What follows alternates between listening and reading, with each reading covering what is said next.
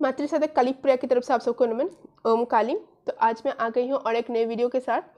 तो वीडियो का नाम है कि क्या साधक तांत्रिक भक्तों को अपने कार्य के बदले में पैसे लेने चाहिए या नहीं। तो वीडियो शुरू करूँ इस सबसे पहले आप सबसे निवेदन है, अगर आपको मेरे वीडियोस अच्छे लगते हो, ज्ञानवर्धक लगते हो, उपयोगी लगते हो, तो आप लाइक कमेंट शेयर सब्सक्राइब कर सकते हैं। देवी की सब पे असीम कृपा रहे। ओम काली। तो चलिए शुरू करते हैं। देखिए, बहुत लोग का ऐसा मानना है कि जो तांत्रिक है, साधक है, भगत है, ठीक है, उनको अपने कार्य के बदले में, ठीक है, सर्विस के बदले में पैसे नहीं लेने चाहिए या फिर बहुत कम लेने चाहिए, ठीक है। और कुछ लोग ऐसे भी हैं जिनको लगता है कि नहीं, वो हमें एक सर्विस प्रोवाइड कर रहे हैं तो उसके बदले में उनका हक है वो चार्ज करें, ठीक है।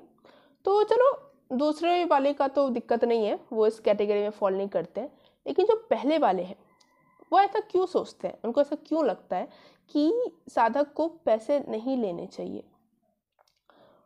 उनको ऐसा लगता है कि जो भक्ति मार्ग में घुस गया है, साधना मार्ग में घुस गया है, ठीक है, जो उस मार्ग में चल रहा है, उसका मन इतना शुद्ध हो जाना चाहिए कि वो पैसे के पीछे ना भागे, ठीक है। अगर वो ये विचार रख रहे हैं तो वो उसमें कोई गलती नहीं है, एकदम सही विचार है, ऐसा ही होना चाहिए, वो अपने हिसाब से बिल्कुल सही है। लेकिन उनका जो ये ज्ञान है ना, पूर्ण नहीं है, ठीक है। इस बात में बहुत सारे लूप होल्स हैं जो वो मिस कर जाते हैं, तो उसी पे अभी चर्चा होगा। पहली बात तो ये, भाई भगवान ने सबको पेट दे के रखा है, राइट। तो जो साधना कर रहा है, जो इस मार्ग में आ गया, ऐसा तो नहीं कि भगवान ने उसको पेट नहीं दिया। हाँ, ये आप जरूर बोल सकते हो कि जो साधक जो इस लाइन में आ चुके हैं ना, उनकी शुद्रा जो है, ठीक है, शुद्धा बोलते हैं यस, जो भी है, तो वो जो हंगर है वो कम हो जाता है। ये काफ़ी नेचुरल बात है। जब मैं भी साधना में घुसी थी, मेरा क्या होता, मैं अचानक से खाना कम कर दी थी, ठीक है, मेरा अचानक से चेंज आ गया था। और अगर अभी भी कोई मुझे खाते देख लेना कि मैं कितना कम खाती हूँ, तो वो करीब 10 या 12 साल का जितना बच्चा खाएगा, 11 साल का, मैं उतना ही खाती हूँ। मैं हूँ 24 साल की, लेकिन मैं खाती उतनी ही हूँ, ठीक है। मेरी जो शुदा है, काफ़ी एपेटाइट जिसको बोलते हैं, वो मेरी काफ़ी कम चुकी है। हाँ, इस लेवल पे आप बोल सकते हो, ठीक है। लेकिन पेट तो है ना, कुछ तो अन्न ग्रहण करना है। ये पहले का जमाना तो अब है नहीं कि भिक्षा मांगते मांगते जा रहे हैं लोग, भिक्षा दे भी दे रहे हैं, ठीक है। अगर वो बात होती, वो जमाना रहता ना, तो इसको पैसे लेने की जरूरत भी नहीं पड़ती। लेकिन अभी वो जमाना नहीं है, ठीक है। अभी वो भिक्षा वाला जमाना खत्म हो चुका है। तो पेट तो लेकिन उसका वहीं का वही है ना, ठीक है, वो कम खाएगा मे बी, ठीक है, उसकी में भी शुद्धा कम हो, लेकिन चाहिए तो, चलो मान लो उसका नहीं भी है, उसका मे भी परिवार हो सकता हो गृहस्थ साधक हो, तो उसको परिवार का भी तो पेट पालना है। तो क्या उसको पैसे लेने का अधिकार नहीं है? क्या उसको पेट भरने का अधिकार नहीं है? क्योंकि हो सकता है भाई वो और कोई काम ना करता हो, उसने पूरा साधना में ही खुद को डुबा दिया है। तो अगर उसका दूसरा कोई सोर्स ऑफ इनकम ना रहे, ठीक है, तब क्या करेगा? वो साधना पे ही निर्भर है, वो अपनी क्रियाओं पे ही निर्भर है ना, उसके पास और कोई वो नहीं है, विकल्प नहीं है, उसको जाना ही, उसको पैसे लेने ही पड़ेंगे, पैसे लेने उसकी आवश्यकता, उसकी ज़रूरत बन जाएगी। तो ये पहला बिंदु है।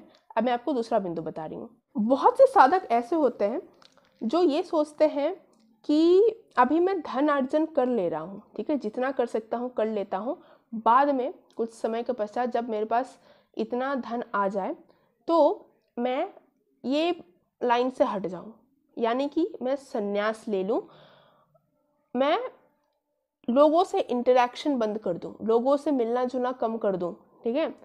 लेकिन तब तक मेरे को पैसे कलेक्ट करने पड़ेंगे ताकि बाद में भी मेरा भरण पोषण चलता रहे, और अगर मेरा परिवार है तो उसका भी चलता रहे, ठीक है। कुछ साधक ऐसे होते हैं जिनके दिमाग में रहता है कि मुझे कुछ साल मुझे सबका सर्विस देना है, सबके लिए काम करना है, लेकिन आफ्टर सर्टेन टाइम, कुछ समय के बाद मुझे संन्यास ले लेना है, मुझे सबसे विमुख हो जाना है। लेकिन पेट तो भाई तब भी उसका रहेगा ना, ठीक है, ज़रूरत है तो तब भी रहेगी ना, उसका नहीं तो उसके परिवार का। तो ये मैंने आपको दूसरा बिंदु बता दिया। अब मैं आपको तीसरा कारण बताती हूँ। तीसरा कारण हो सकता है सच में वो लोभी हो, ठीक है। शक्ति आ गई, इसका मतलब जरूरी नहीं कि भक्ति भी आ गई, हाँ। बहुत सारे लोग साधना मार्ग में आते ही इसीलिए हैं कि वो अपना तीसरा आँख खोल सके, वो भूत भविष्य वर्तमान जान सके और वहाँ से वो पैसे ले सके, जिसको मैं गलत नहीं मानती हूँ। ये भी एक तरह का बिजनेस है, एक तरह का प्रोफेशन है।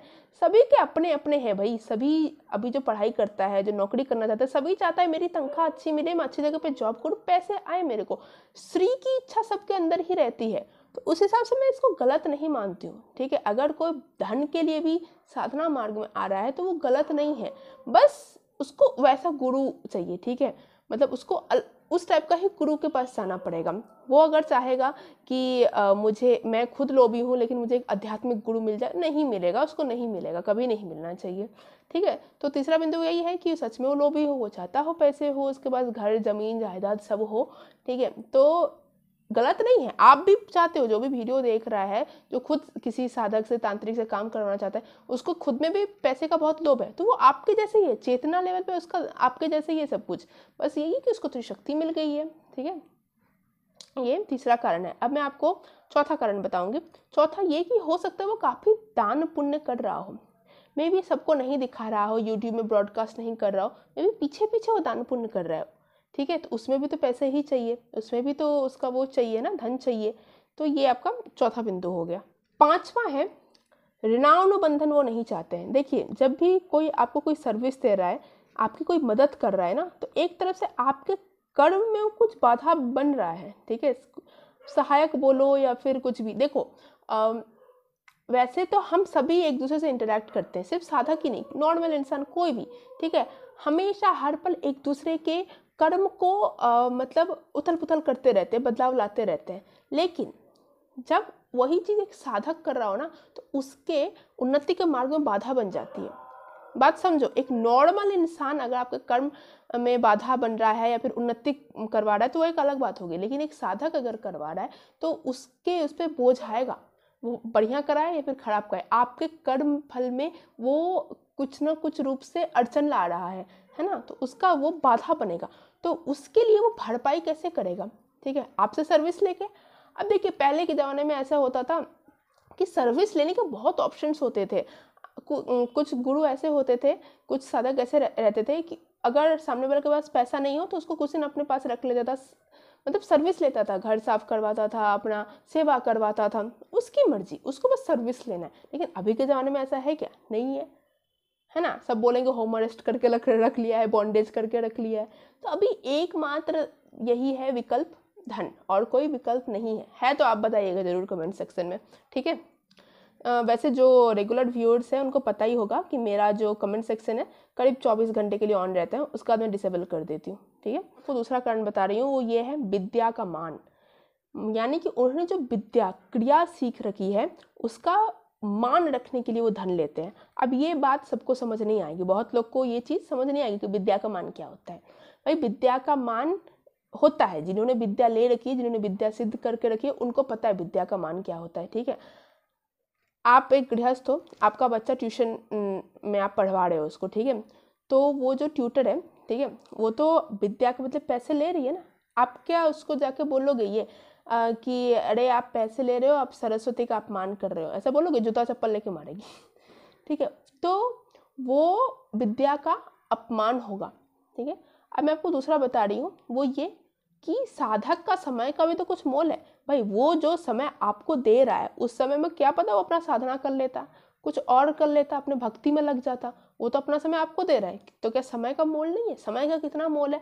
सबका बोला जाता है श्वास गिना हुआ रहता है। इस पृथ्वी पे जो भी जन्म लगता है ना, वो कितना श्वास लेगा वो गिना हुआ रहता है। उसमें से वो कितना श्वास आपको दिया है, आपका कर्म किया है, आपका भले के लिए किया है, तो उस समय का कोई मोल नहीं है क्या? ऐसे उड़ा दोगे?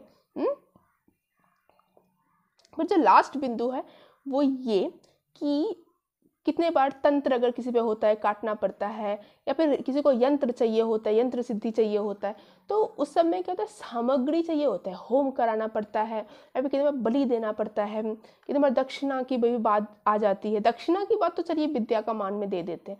ठीक है, बाकी जितना भी है सामग्री का खर्चा, ये सब भी तो धन से ही आता है ना। तो इसके लिए भी तो उसको क्या मतलब पैसे ही चाहिए, बिना धन के तो होगा नहीं। ठीक है, हाथ पैर काट के तो मिलते नहीं हैं, पैसे से ही मिलते हैं। तो इसका कुछ विकल्प ऐसा भी होता है कि कुछ साधक बोलते हैं कि आप ही सामग्री ले आओ, ठीक है, आपको बस मुझे दक्षिणा देनी है। तो कुछ लोग ऐसे भी एडजस्ट कर लेते हैं, लेकिन कुछ साधक बोलते हैं भाई ला तो सकते हो लेकिन क्वालिटी बढ़िया लाना पड़ेगा, इस क्वालिटी का ही होना चाहिए। क्योंकि अब जब देखो मैं साधक हूँ, मैं अगर 10 जन का काम कराती हूँ, 1000 लोग का काम करवाई हूँ, तो मुझे पता है कहाँ से लेना है, कैसे लेना है, क्वालिटी कैसा है। लेकिन अगर आप पहली बार क्रिया कहीं पर करवा रहे हो, आपको तो ज़्यादा पता नहीं है कि ये चीज़ शुद्ध है या नहीं, ये चीज़ बढ़िया है या नहीं, ये इतना चाहिए फिर इतना चाहिए, कम ले लेते हो कभी ज़्यादा ले लेते हो, तो आपको उतना ज्ञान नहीं रहता है, कभी कुछ 2 चीज़ भूल जाते हो, ठीक है। तो उसके लिए बढ़िया होता है जो बार बार करता आया है, यानी कि साधक पर ही छोड़ देना चाहिए, भाई तुम ले आओ। लेकिन ये एडजस्टेबल है, ये एक अलग बात है, एक अलग मुद्दा है, ठीक है।